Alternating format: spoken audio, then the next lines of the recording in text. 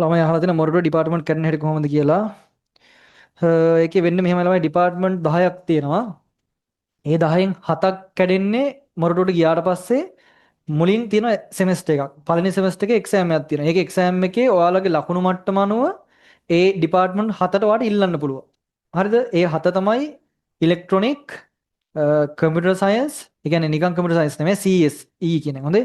ඉලෙක්ට්‍රොනික, computer science, ඊට පස්සේ civil engineering, material engineering, chemical and process engineering, civil engineering. ඔය 6. ඊට පස්සේ 6යිද 7යිද?